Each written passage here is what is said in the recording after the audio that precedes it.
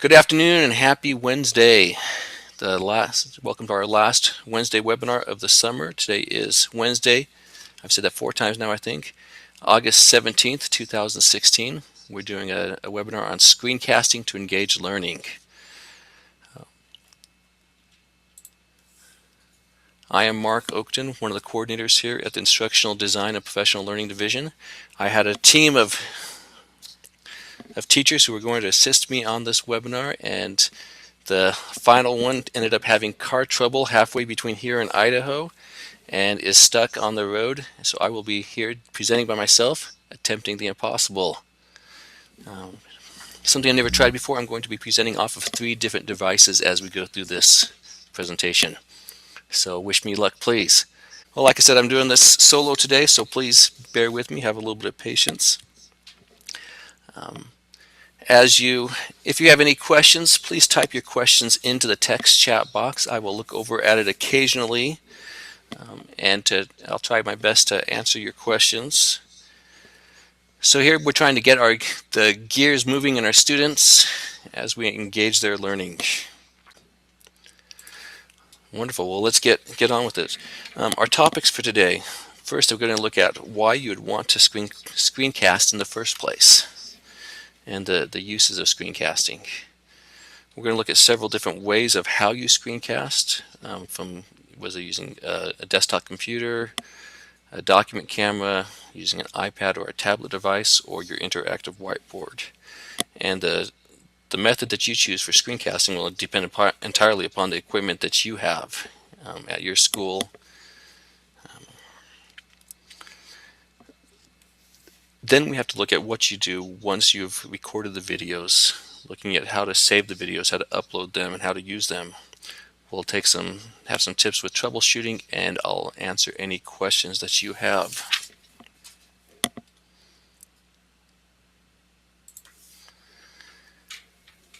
So the first question is, why screencast? Why would you even bother doing it? When screencasting is used appropriately, you can provide information to students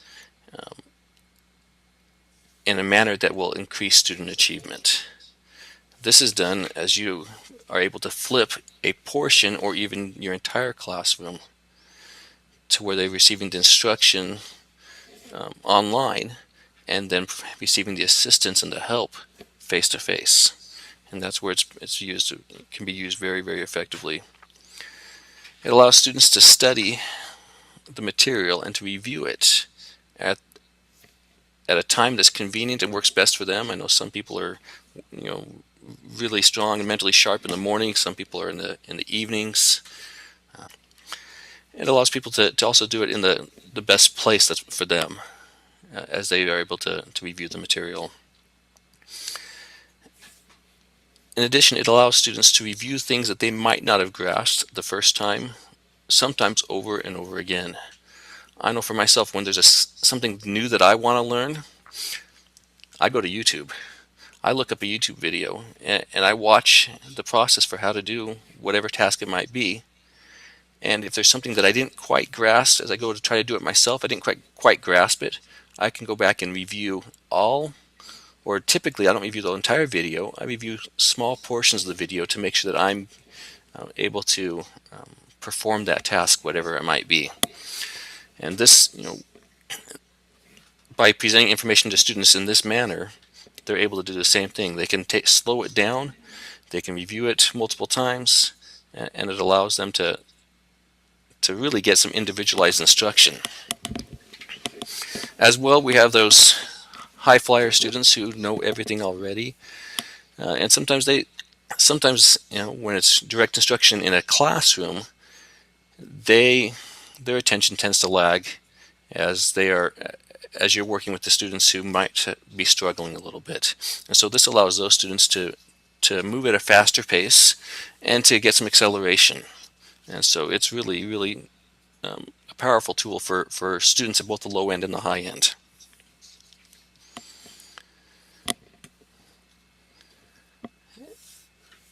And finally, it can be used in centers to work with students that maybe there's a group of students with similar needs. You can group those students in centers, and they can access the materials that maybe the other students in the class don't need.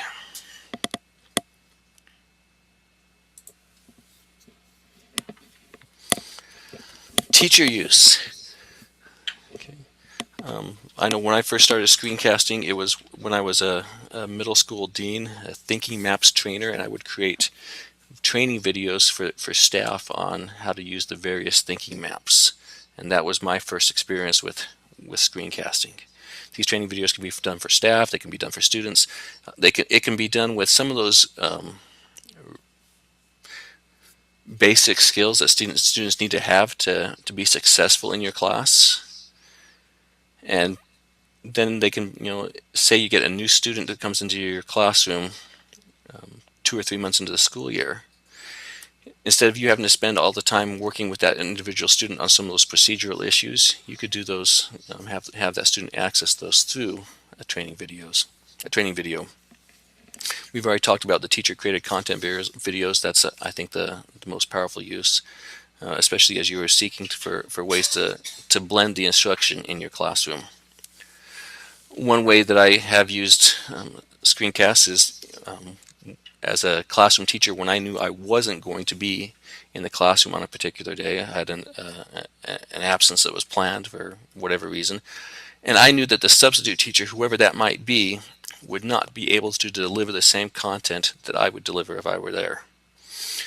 And so, I created a little video and had it set up so all that the substitute teacher had to do was push play, and my students were able to get the content almost as if I were there.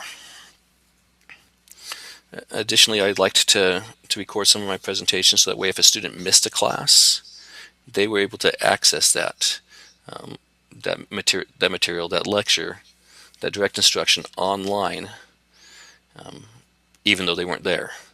And because we know that when a student gets behind, it is really, really hard, especially, I taught secondary English, high school English. When a student got behind, it was really hard for them to catch up, especially if they missed multiple days. And so I would try to do everything I could to give my students the opportunity, the materials, while they were not at school. If they're sitting, laying in bed, home sick, they could go online and access the materials, and that way they can be right up with the rest of the class when they returned and not have to take that time trying to catch up. Tutorials, demonstrations, digital storytelling, and narrated presentations are all very, very powerful things that we can do with screencasting. And I like to say that screencasting is not just for teacher use. I think the best use of any technology, including screencasts, is when it's students who are doing it. When they have the opportunity to show their grasp and their mastery of the material, when they're able to demonstrate their learning, when they're able to teach other students, because we all know that you grasp the material, or you really, really understand your content or skills the most when you have to show it to somebody else and demonstrate it to somebody else. And so taking the technology out of the hands of the teacher and letting the kiddos do it, use it to show their work, to demonstrate what they know, to solve problems, to use a voiceover to tell a story, to explain their thinking as they're doing a math problem or a science problem, to narrate their way through it. That way, not only are you seeing whether they can come up with the final answer, but you can listen to their thought process as they go through the solution. That way, if there are errors, it's easiest to see where those errors are. You can see what they truly do know and truly what they don't know. As far as the voicing over to tell a story, I think that we all can recognize the difference, the importance of reading something out loud. That we can have we're able to hear the students' fluency, able to get an idea of what they're comprehending and what they're not comprehending. So some very, very powerful uses in terms of students. All right, so now we're getting into not why we screencast, but how we do it. with a desktop computer or a laptop computer, you can use, there's some web-based applications. There's some downloadable software. Some of you have document cameras, whether it's the Samsung, the Elmo, the Lumens, the iPivo. You can screencast from an iPad or a tablet device through various apps that we'll look at. And you can do some screencasting through your interactive whiteboard. And each of you will have your own personal preferences. Again, it depends upon what technology, what tools you have, and your own personal preferences to find what works best, not only for you, but for your students. Looking at the web-based methods. And I put one of these on the wrong slide. This should be video should be on the next slide. Screencast-O-Matic. Screencast-O-Matic is I think my favorite, and the reason it's my favorite is you can get 15 minutes of, up to 15 minutes of a video that you create for free at absolutely no cost at all. Very, very simple to install it, and I love this word, it automagically. Yes. Okay, nobody else is going to laugh at me. Automagically exports as an MP4 file, which is the kind of file that we want to use. It's that universal file, which is going to help us and allow the students to view the material.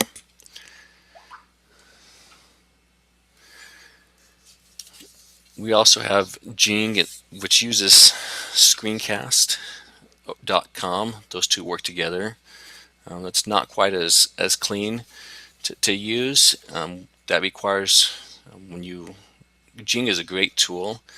I probably use Jing 5 or 6 times a day for little screen captures, not the video captures, but just the screenshots. It's a great tool for that. For the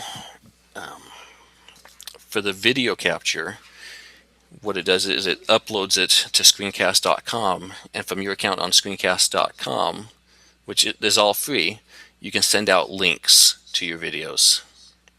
So it's easy to use. I just have a little bit of a preference for Screencast-O-Matic. So I'd like to do a little app share of Screencast-O-Matic.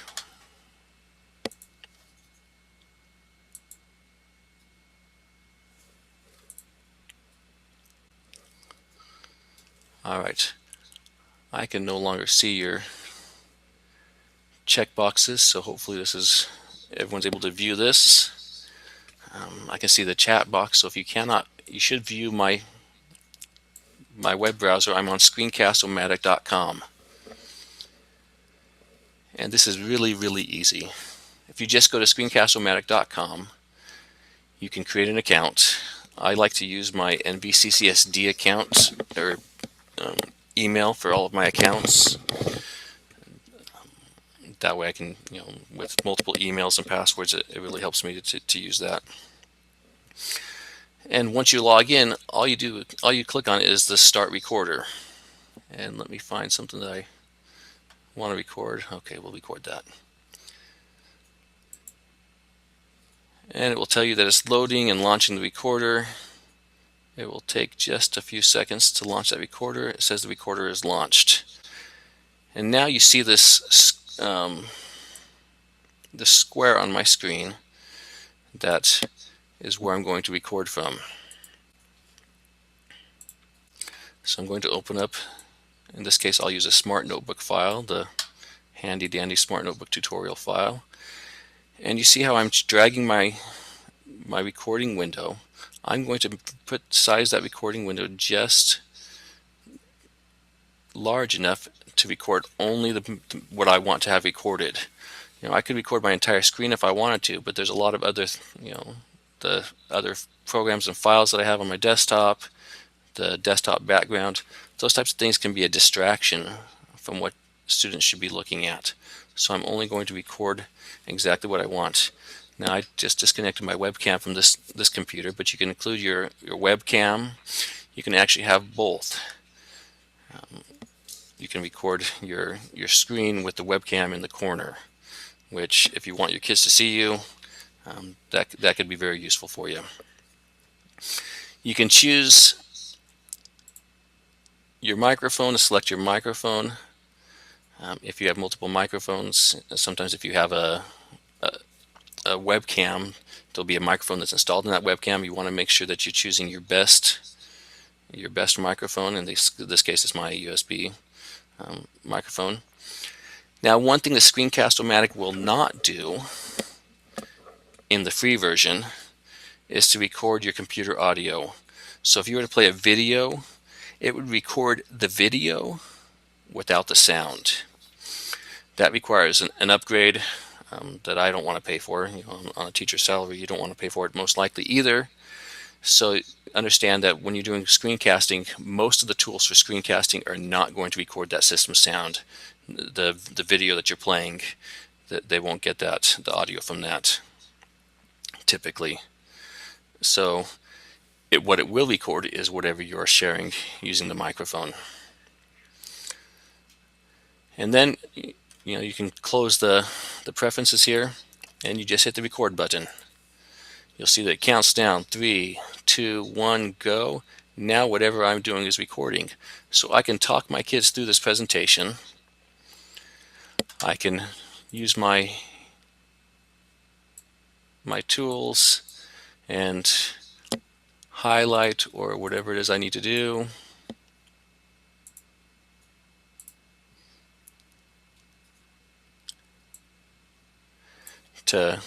As I share my presentation with the kids. Then when I'm all done, I'm just going to hit the pause button here, and then I'm going to go back and click on Done.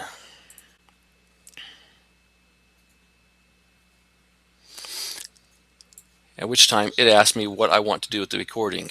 Well, before I do anything with the recording, I might want to preview it. So I'm going to hit play, watch my presentation. I don't believe that you can hear that system sound. I'm hearing myself talking. Let me put my mic up to the speakers.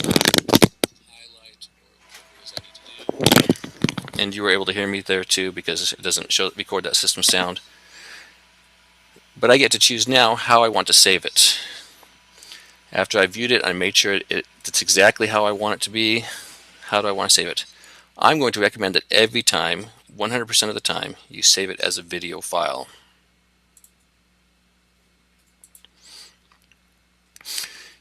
You can change the file name.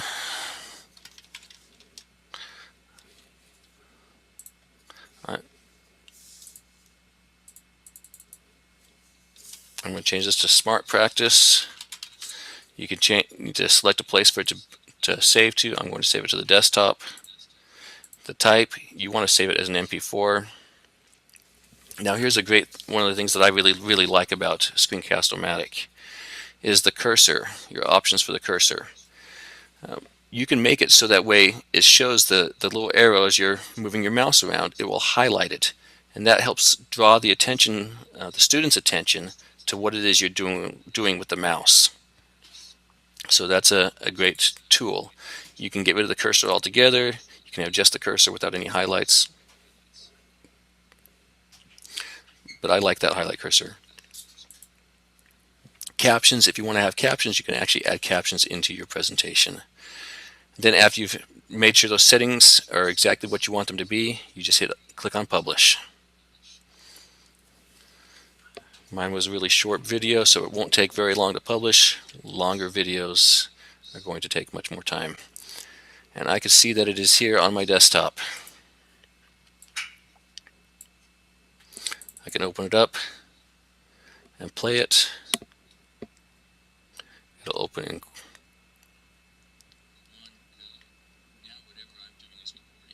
Again, you're not hearing the system audio, but the audio is there. So that is Screencast-O-Matic, one of my favorite. At least you could faintly hear my voice as my microphone headset. They're awfully close together. Alrighty.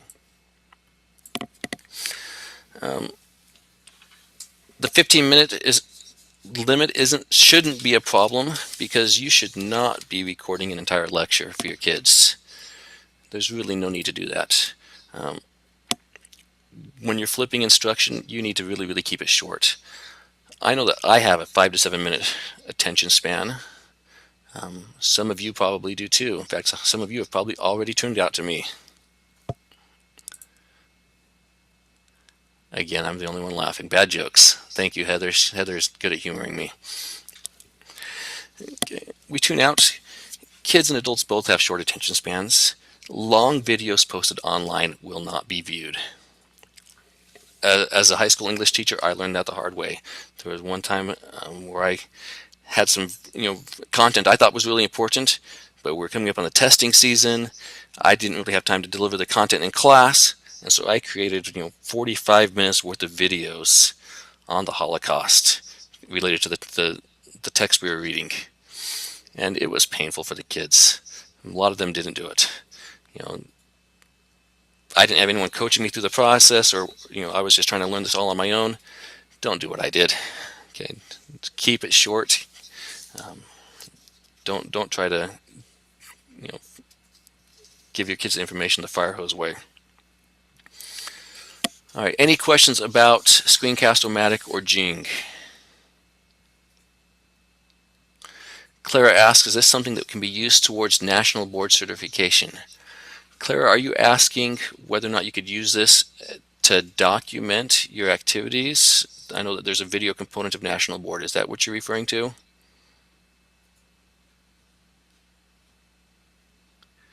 Yes. I don't know. That would be a question for national boards. I know that I don't know if with the video, if you actually have to have video of your classroom, where in the video it shows your interactions with the kids, and so that you can see your physical presence in the classroom or not. So that would be a question for the folks over at National Board.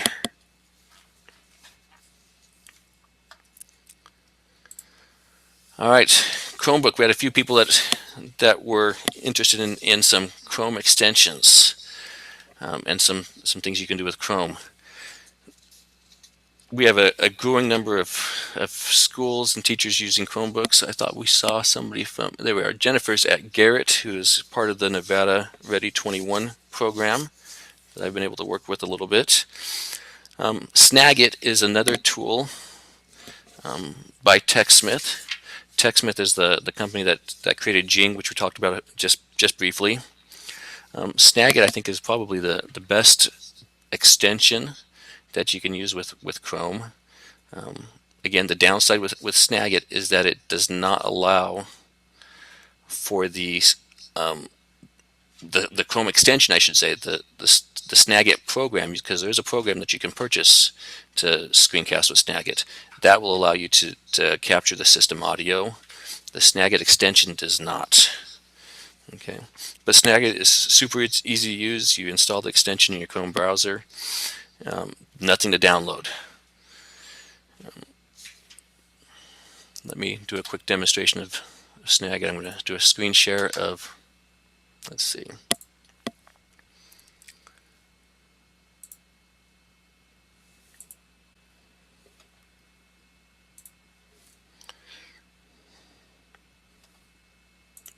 All right, you may need to zoom in a little bit. The app share does not allow me to highlight my cursor so as you can see where I'm at. So hopefully you can see. If I go up to my my toolbar here where it shows all of my Chrome extensions, again, I'm in the Chrome browser. The Snagit will only work in the Chrome browser, which is perfect for the Chromebooks because that's what it uses. We see my TechSmith Snagit icon, which is just the white S within the blue and black background. If I click on that, I get a sidebar that comes up. So Snagit will allow me to take an image of a region or the entire visible or even a scrolling image. It'll allow me to take a video here. So I'm going to do a video of the screen.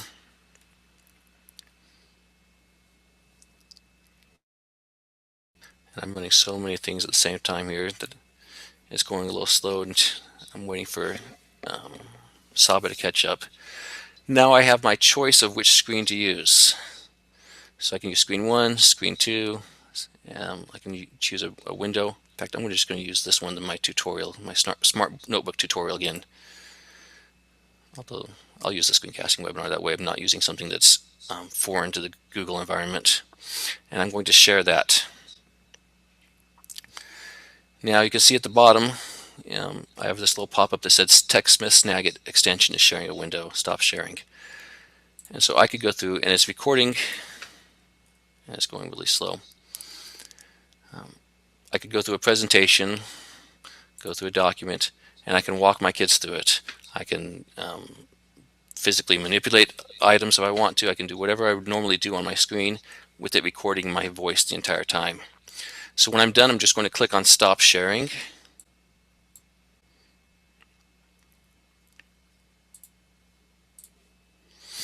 And what it will actually do, if you're using a Chromebook, you're most likely using your NVCCSD account with it.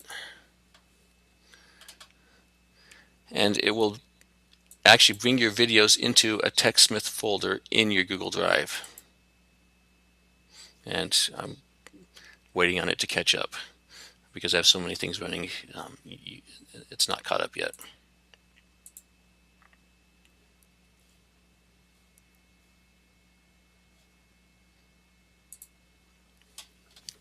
Okay, so Snagit is super easy to use.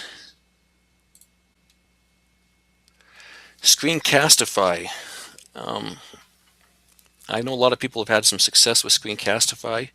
Lately, I've been having difficulty, problems using it, and so I'm going to say that I probably wouldn't recommend it. The one that I put on the wrong slide, I'll go back to it, and that should have been on with the Chrome, is WeVideo. Now, Jennifer at Garrett will have access to a WeVideo account with added storage, but there is free WeVideo for everybody. And at this point, I'm actually the owner of WeVideo for the district. I won't walk through it, how to do the entire WeVideo, but you just create a new video. You can create your free account using WeVideo, and it gives you just a couple minutes worth of memory at a time. You can probably make about a 3.5 to 4 minute video. So if that's all you're looking at making, WeVideo would be a great tool, and it can record your desktop, not just import video. So that's really useful. If you're one of the Nevada Ready 21 schools, you have unlimited storage pretty much, and so you could create quite long videos if you needed to using WeVideo. And so it's an online video editor, which does have a feature that will allow you to capture your screen, and it's a great tool. For Jennifer and anyone else that might be watching the playback from a Nevada Ready 21 school, talk to your Nevada Ready coach. They have the information about it. In the next couple of weeks, we will create all of your accounts in WeVideo using your NVCCSD account. That way you're linked to our district instance of WeVideo. It looks complicated. It's just like any other video editor. So it is a little bit more robust. You can edit video in it. It is more complicated. You're not just recording your screen and pushing it out to the students. This allows you to go in and make some changes and revisions, which some people really like to do. Lisa says that looks complicated. Yes, it is a little, it's no more complicated than any other video editor. In fact, it's probably easier than most. Now, all of the apps, all these programs are really the same. If you've seen one, you've really seen them all. There's not a whole lot different, just minor details about how to save the video or how to record the video. Some things to be aware of. They all require you to create an account, and so as you create that account, make sure you create it with an email and a username and a password that you're going to remember. Some computer desktop software that you can install. You notice that there's Camtasia available for both the PC and the Mac. I've used the Mac version. I've not used the PC version. There's also something for the PCs that's called VLC. This is a great tool for opening any type of video file. There's lots of tutorials on YouTube for how you can use VLC, so I'm not going to go into it here. Talk to your site-based tech to make sure that you have VLC on your school computers. All right, I'm going to switch headsets here, switch computers, and go onto my Mac so I can demonstrate using my what I call my doppelganger account and demonstrate Camtasia and QuickTime really quickly. Okay, I'm going to go and do an app share here of QuickTime.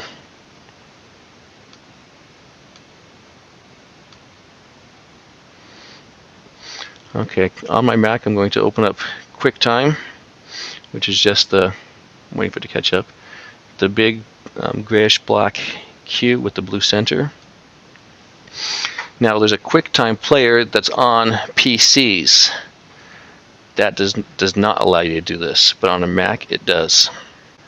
So I'm going to record myself talking about using iMovie on the iPad just for a random topic. I go into QuickTime Player and I can click on File, New Movie Recording, New Audio Recording, New Screen Recording. I'm going to select New Screen Recording, and I come get this this tool that has the red record button. Next to it there's a little drop down.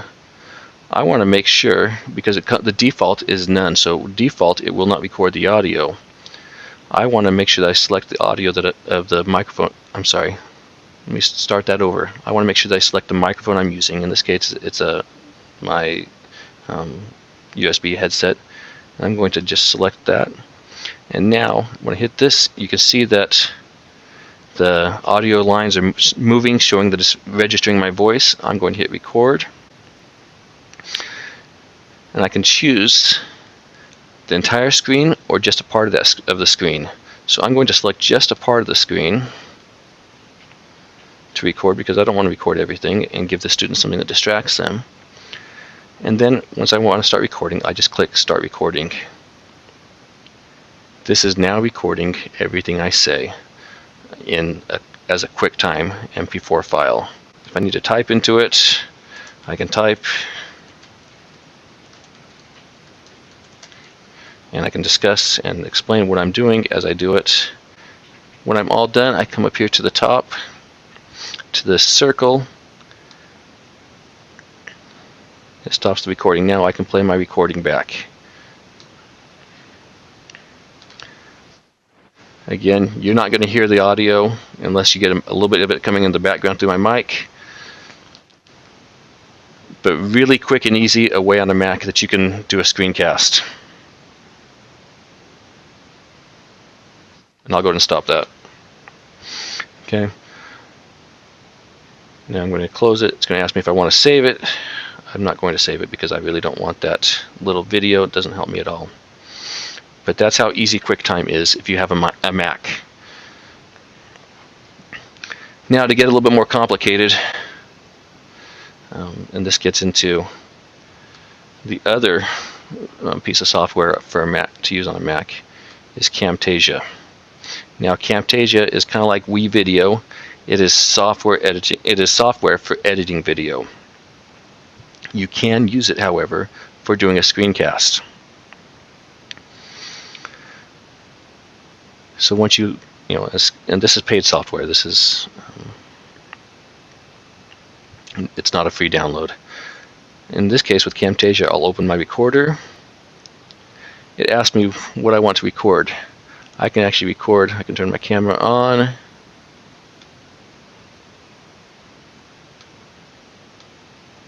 And add my image there. You don't want to see me though.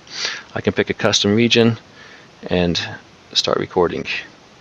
Now my custom region, it'll automatically go to try to record the entire page, window that was on top. I don't want the entire window recorded, so I'm going to just select what I want. I want more than that. Okay, I want to record that. I highlight what I want to record and click record. It gives me the countdown. And now Camtasia is recording anything I do here. I'm going to delete the random typing, and it hears me talking. Alright, and I'll do that until I'm done. And then I will stop recording when I'm done. It'll automatically bring back up your Camtasia screen. and it's all in there. I can go through and do any editing that I needed to do.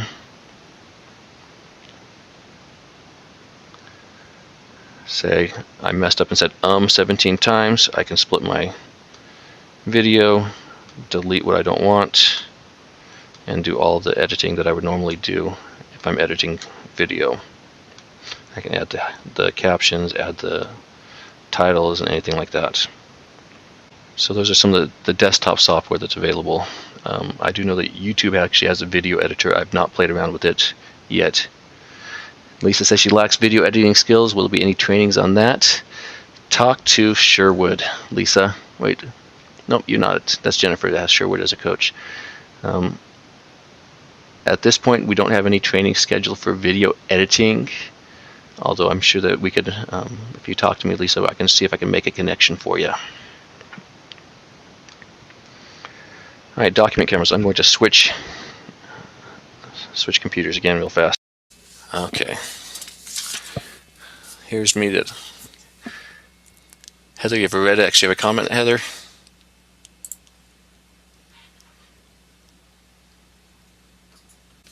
Here I am being slow. I couldn't, for the life of me, last time I did this presentation, figure out why I put Elmo on there. Yeah. Elmos! Okay. You can record any video that you want to underneath a document camera. There's the white Elmo, the black Samsung, and the red Lumens, and the very inexpensive $15 IPEVO, which is all I had as I was in the classroom. What's important is that you connect your document camera to your computer with the USB. If you don't do that, if you're just going straight into the projector, you can't record the video, the screencast that you're trying to do. And you also have to be using the correct software on the computer. And of course, if you want to capture your voice, you're going to need that handy dandy microphone. Now with the Elmo, we don't recommend, in fact with all of these, we don't recommend using the software that comes with the device to record, and that's because there tends to be a delay, up to a 15-second delay, and so that really makes the presentation, the video, very disjointed if there's this delay in your material. You say something, or the screen shows you doing something, but you don't hear yourself talking about it for another 15 seconds. It's really makes it hard to follow. And so what we found works really well is you use the software to capture the image, but you're doing the recording using one of the tools that we talked about earlier, like Screencast-O-Matic. And that works perfectly. And then you once again save everything in an MP4 format. The Samsung is going to work exactly the same way. You need the mic, you need to connect it to your computer through the USB, and you have to use the right software. I've been told, and I've not used the black Samsung at all, but I've been told that the newest version of the software does not work very well. That there's an older version of the software with SDP 860. So talk to your site-based tech to make sure that older version is installed on your computer. It will make your life a whole lot easier. Again, you can use the other screen capture software to catch what you're doing, to record what you're doing while you narrate. And the ladybugs, the red lumens, are pretty, there aren't a lot of them out in the district, but it's exactly the same process. The same procedures, we've already talked about all these procedures. Connect the document camera to the computer with the USB, plug in your microphone, use the document camera software to show the presentation, but use separate recording software to record it. Save everything to your desktop, and then we recommend that you upload everything to your Google Drive account.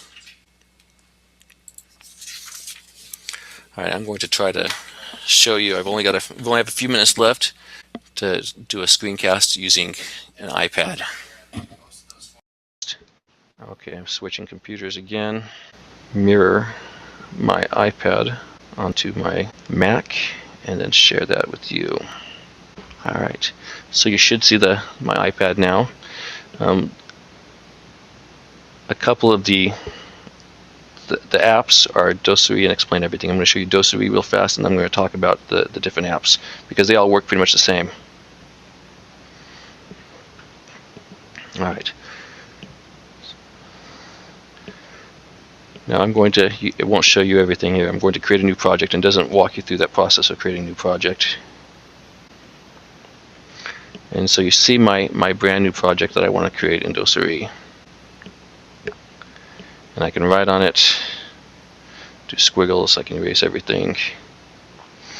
Now, with these apps, they don't work the same as recording your desktop. When you're doing a desktop record, it records everything, and you can do a lot more. These apps work really well for having students demonstrate their learning. Let's say I was teaching math, and I wanted, elementary math, and I wanted my students to show me that they knew their math facts. Well, they could actually record. I'm going to click on the start recording. You can't see it, but this is recording my voice in Docery, and I can start doing walking my way through some math problems. 4 times 3 equals, I'm not very good at math, so I'm going to say 72. Oh no. 4 times 4 equals, I figured this one out, 16. And then I'm walking myself through. I said, oh no, that's not right. I messed up here. I can go back and erase this, and it's going to record me erasing it. And I'm going to say, that's not right. I might want to even change the color. 4 times 3 equals 12. And so your students are able to walk through this process and to explain their learning. Now I'm going to stop my recording. Okay. And you can't see all the stuff I'm doing in the background, but I'm going to go and save this to my camera roll. And that's one of the nice things on the iPad, is it will save to your camera. So now I go back into my photos. I can go to my photos, and I can play that video. Now you're not hearing my voice, I don't think, through the playback, but I can hear it in the playback as the teacher listening to a student walk their way through this whole process.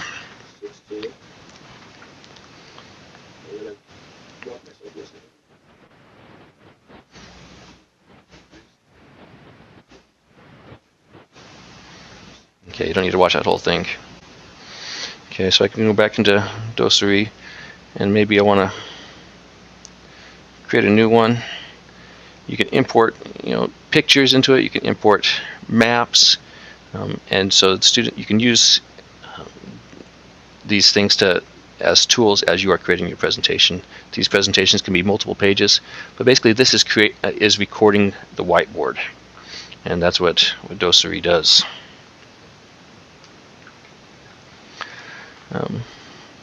Docery and Explain Everything. Docery is free. Explain Everything has a slight cost to it. Those are both the recommended apps for the iPad, because those will save the work to the camera roll, whereas the free Educreations and Show Me require that you create student and teacher accounts, and they won't save to your iPad camera roll, so it just makes them a little bit more clunky to use. Now these apply specifically to the iPad. I do know that the Explain Everything is available for the Android tablet. I have not used it, however. Looking at your interactive whiteboards, I can, you can do all of this with the Smart Board, the Promethean board, your eBeam, or even your Mimeo. With the Smart and the Promethean, you can use. They have some built-in software that can be used to record. The eBeam and the Mimeo have some. I know the Mimeo has some built-in software, but it's pretty much junk, and so I don't recommend using it. I would use your Screencastify or whatever else you're using for that.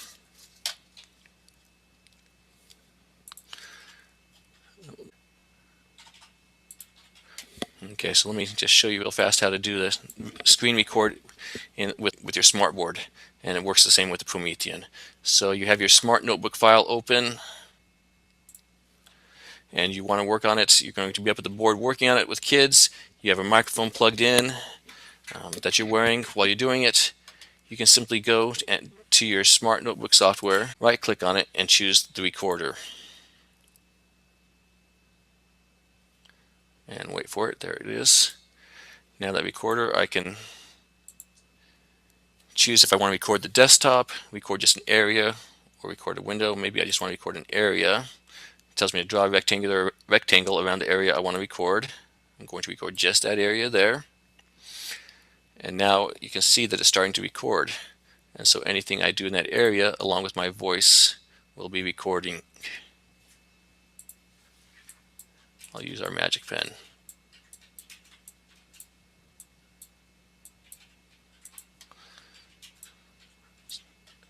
And you see it disappearing. So that's all it takes to record with Smart Notebook. And I know that was really, really quick. Again, Promethean works exactly the same way. It's really easy to use. When you stop, it will ask you where you want to save it. One thing it will do is it will save it as a WMV file, which is not the universal file that we want. We want it to be an MP4 file. There are some tools for converting files. I'm out of time, so I'm not going to walk you through that. But the one that I like the best is Handbrake. It works really well for converting files. You want that universal MP4 file to upload into YouTube. If you're doing this on a Mac, it will automatically save as an MP4 if you're using the Smart Notebook software on the Mac.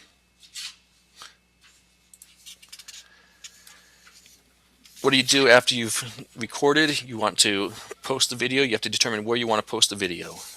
With your NVCCSD accounts, I don't know if you know, but you all have a YouTube channel already. So you can post it on your YouTube channel. You can simply post it into your Google Drive and share it by giving students the link to it, or by embedding it into a web page. Either way works. It depends on what you're most comfortable with.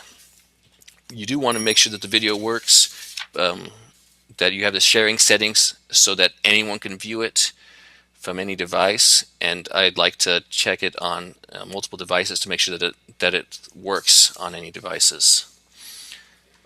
Quick tips, and we'll wrap it up. Keep it short, 5 to 7 minutes.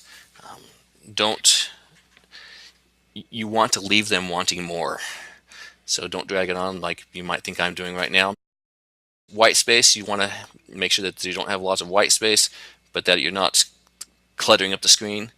Practice, practice, practice. I know none of us like our voice in the recordings. I absolutely hate listening to myself, to recordings of myself. So I don't go back and watch these webinars very often. Most people don't feel the same way about your voice that you do.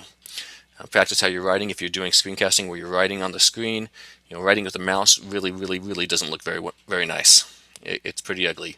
So try to avoid writing with a mouse if you can. Be aware of the placement of your text, graphics, and the backgrounds to make sure that it's aesthetically pleasing. And play it back before you publish it, before you post it, to make sure that the sound works, that the video quality, that there's nothing that's fuzzy, to make sure that you don't need to redo it. Here's a shortened URL. If you want to take a second to write this bit.ly down, this has some resources that you can use. There's some links to some YouTube videos with screencasting using the different tools, and some other resources that I think are really helpful for you. There's Kathy Schrock has a guide on, well, she has guides on just about everything, but she has a guide specifically on screencasting, which is, I think, very useful. Lisa asked if I've used Nearpod. I think I've used Nearpod a little bit, not a whole lot, but it's I was pleased with what I saw on Nearpod. Heather might be able to answer a little bit more on Nearpod. I do have to say that there's let me go to that document. That's not the one.